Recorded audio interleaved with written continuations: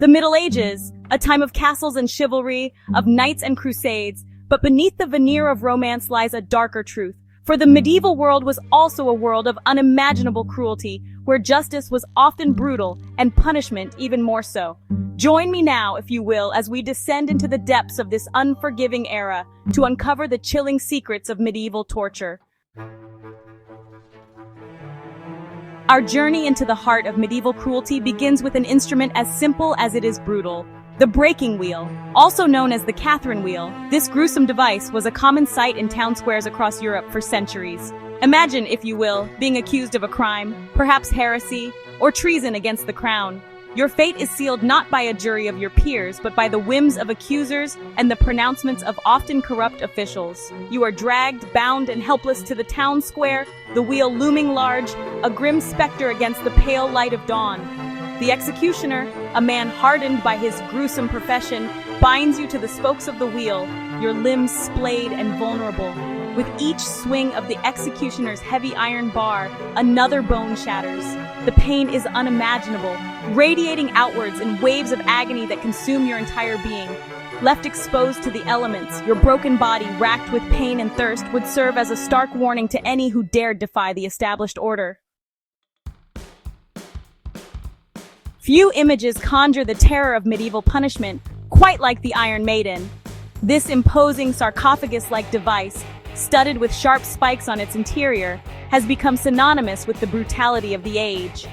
While historians debate whether the Iron Maiden was ever actually used, its sinister form looms large in our collective imagination. The very idea of being imprisoned within its cold iron embrace, the spikes slowly piercing your flesh as the heavy door clangs shut, it is a vision that chills the soul. Whether a tool of torture or a macabre legend, the Iron Maiden serves as a potent symbol of the very real fear that permeated medieval society. It is a stark reminder of an era where the line between justice and cruelty was often blurred beyond recognition. In the depths of countless medieval dungeons, hidden from the light of day, lay an instrument designed to break not just bones, but the very spirit of those unfortunate souls subjected to its torturous embrace. This was the rack, a device that stretched the human body to its absolute limit, and often beyond. Imagine yourself accused of a crime, any crime, for in the medieval world, accusations often carried the weight of evidence. You are dragged, protesting your innocence, into the bowels of a castle dungeon, the air thick with the stench of mildew and fear. There, in the flickering light of torches, awaits the rack. Your limbs are bound with ropes, fastened to rollers at each end of the device. The executioner, a man devoid of mercy, begins to turn the crank, pulling the ropes taut. The pain is excruciating, unlike anything you have ever experienced. Chapter 4. The Pair of Anguish. Of all the instruments of torture devised by the medieval mind, few are as viscerally disturbing as the pair of anguish. This perverse device, aptly named for its shape, was designed to inflict unimaginable suffering upon its victims, targeting the most sensitive areas of the body. Imagine, if you dare, the pair being forced into your mouth, the cold metal a stark contrast to the warmth of your flesh. With a turn of the screw, the segments of the pear begin to separate, slowly but inexorably expanding within your mouth. The pain is immediate and excruciating, tearing at the delicate tissues of your mouth, your screams muffled by the very instrument of your torment. The cruelty knows no bounds, the suffering inflicted unimaginable. Chapter 5. The Scavenger's Daughter. While many medieval torture devices relied on stretching the body beyond its limits, the Scavenger's Daughter took the opposite approach, crushing its victims into a compact, agonizing form. This insidious device, favored by the notorious Tower of London, left its victims broken, both physically and mentally.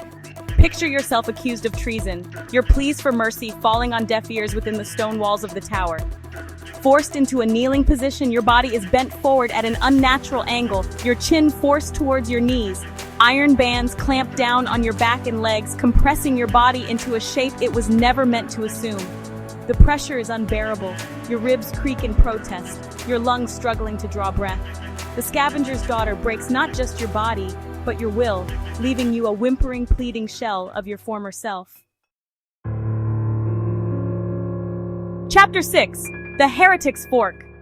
In the medieval world, where religious fervor often manifested as cruelty, the heretic's fork stood as a chilling symbol of the lengths to which authorities would go to silence dissenting voices. This simple yet effective device targeted not just the body, but the mind, trapping its victims in a perpetual state of agonizing anticipation. The double-pronged fork, cold and unforgiving, presses against your flesh, one end digging into your chest just below your chin, the other into the hollow of your throat. To move your head even slightly, to nod or shake it, would result in excruciating pain, the sharp prongs piercing your skin.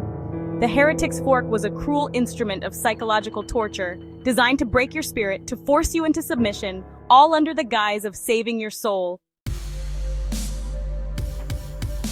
Chapter 7. The Judas Cradle. Deep within the dungeons of medieval Europe, another insidious device awaited those accused of defying the established order, the Judas Cradle. This instrument of torment, as its name suggests, played upon the very image of betrayal, adding a layer of psychological torment to the excruciating physical pain it inflicted. Imagine yourself hoisted above the ground, suspended by ropes. Below you awaits the Judas Cradle, a pyramid-shaped seat, its tip sharpened to a cruel point. Slowly, inexorably, you are lowered towards the point, your own weight becoming the instrument of your agony.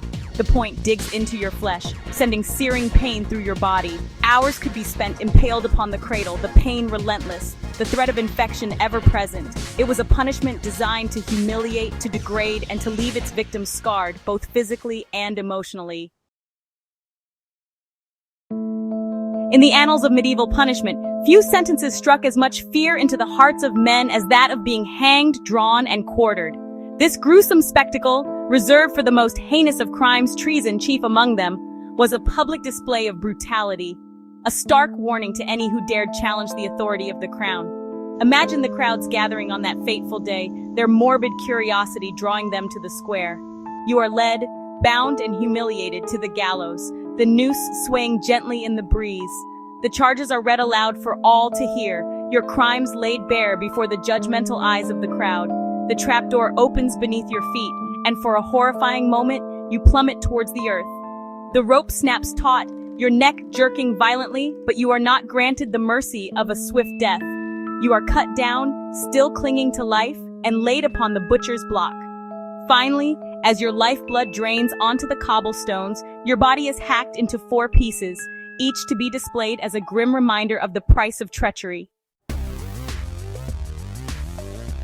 In the misogynistic world of the Middle Ages, where women were often viewed as possessions and their virtue tightly controlled, accusations of adultery or heresy could have devastating consequences, and it was for such perceived transgressions that the breast ripper, a device as cruel as its name suggests, was employed. Imagine the fear gripping your heart, the shame burning in your cheeks as you are dragged before the court, accused of infidelity or witchcraft, charges often based on little more than rumor and malice. The sentences pass, and the dreaded breast ripper is brought forth, its cold metal claws glinting menacingly in the torchlight. The searing pain is unlike anything you have ever experienced, your screams echoing through the chamber as the hot metal tears at your flesh, ripping and tearing, leaving you mutilated and disfigured. Our journey into the dark heart of medieval punishment concludes with an instrument that embodies the insidious nature of prolonged agony, the Spanish chair. This seemingly innocuous piece of furniture, often overlooked amidst the more gruesome devices of the era, held its victims captive in a relentless grip of pain, their bodies and minds slowly broken under its relentless assault. Imagine, if you will, being accused of heresy, your beliefs deemed dangerous by those who wielded power. You are dragged before the inquisitors, their eyes cold and unforgiving, their judgment swift and absolute. You are bound tightly to the chair, your wrists and ankles secured with iron shackles. The chair itself is studded with sharp spikes, strategically placed to dig into your flesh, each movement sending fresh waves of agony through your body. The heat intensifies the pain of the spikes, burning your flesh, searing your skin, until your screams for mercy fill the chamber, a testament to the depths of human suffering. As we emerge from the depths of this dark chapter in human history, we are left to grapple with the unsettling truths it reveals about the capacity for cruelty that lies within us all. The devices we have explored, the stories we have recounted, serve as chilling reminders of an era where fear and brutality reigned supreme. While these punishments seem horrifying today, they were once an accepted part of medieval justice. As we reflect on these dark chapters of history, we are reminded of how far justice has come and the importance of ensuring such cruelty remains in the past. Thank you for watching. If you found this video intriguing, don't forget to like, comment, and subscribe for more historical deep dives.